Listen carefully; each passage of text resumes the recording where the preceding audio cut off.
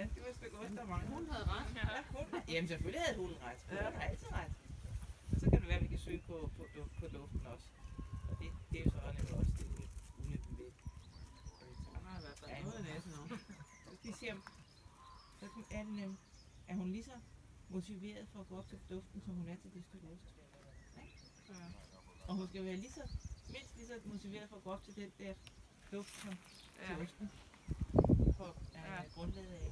Ja, men det er jo det, det er jo der, vi gerne vil hen, kan man sige. Ja. Og det er derfor køber.